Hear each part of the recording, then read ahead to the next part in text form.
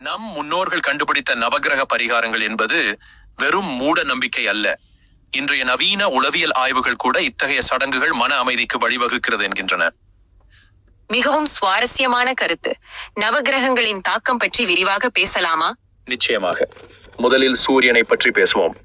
சனிக்கிழமை 7 தானியங்களை ஊற வைத்து ஞாயிற்றுக்கிழமை எறும்புகளுக்கு ஈடுவது என்பது ஒரு சிறந்த தொடக்கம்.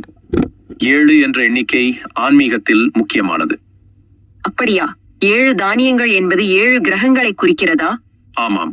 மேலும் சந்திரனுக்கான பரிகாரம் வளர்பிறையில் செய்வது முக்கியம். வெள்ளத்தை நெருப்பில் இடுவது என்பது நம் எதிர்மறை எண்ணங்களை அழிப்பதற்கான குறியீடு. இது மிகவும் ஆழமான கருத்து. செவ்வாய்க்கான பரிகாரம் பற்றி என்ன நினைக்கிறீர்கள்? செவ்வாய் கோபத்தின் கிரகம். அதனால்தான் இனிப்பு பண்டங்களை தானம் செய்ய வேண்டும் என்கிறார்கள். இனிப்பு கோபத்தை தணிக்கும் என்பது ஆயுர்வேத கோட்பாடு. புதன் கிரகத்துக்கு கங்கா ஜலம் வைப்பது ஏன் முக்கியம்? புதன் கல்விக்கு அதிபதி. கங்கை நீர் அறிவையும் ஞானத்தையும் குறிக்கிறது. பண்டைய காலத்தில் கங்கை கரையில்தான் பெரும்பாலான கல்வி நிலையங்கள் இருந்தன. குருவுக்கு குங்குமம் எப்படி தொடர்புடையது? குங்குமம் சிவப்பு நிறம். இது ஆற்றலின் அடையாளம். குரு ஞான குரு. அவருக்கு குங்குமம் சாத்துவதன் மூலம் நாம் ஞானத்தை வரவேற்கிறோம். சுக்கிரனுக்கு வெள்ளை நிற பட்டு ஏன் முக்கியம்? சுக்கிரன் அழகு, கலை, இசை ஆகியவற்றின் அதிபதி. வெள்ளை நிறம் தூய்மையையும் பட்டு மென்மையையும் குறிக்கிறது. இது சுக்கிரனின் குணாதிசயங்களை பிரதிபலிக்கிறது. சனி, ராகு, கேது இந்த 3ம் கடின கிரகங்கள் என்று சொல்கிறார்களே. ஆமாம். அதனால்தான் இவற்றுக்கான பரிகாரங்கள் சற்று கடினமானவை.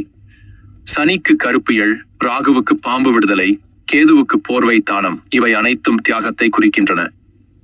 இந்த பரிகாரங்கள் எல்லாம் மனித குணங்களை மேம்படுத்துவதற்காகவும் தான் போல.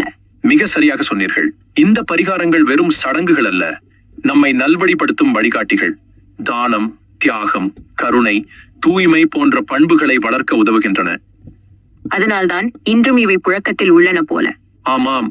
நம் முன்னோர்கள் விட்டு சென்ற இந்த அறிவு பாரம்பரியத்தை நாம் பாதுகாக்க வேண்டும். அதன் மூலம் அடுத்த தலைமுறைக்கும் கடத்த வேண்டும். நன்றி.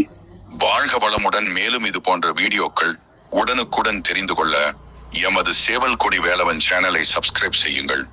மேலும் உங்கள் நண்பர்கள் மற்றும் உறவினர்களுக்கு இது வீடியோவை பகிரவும்.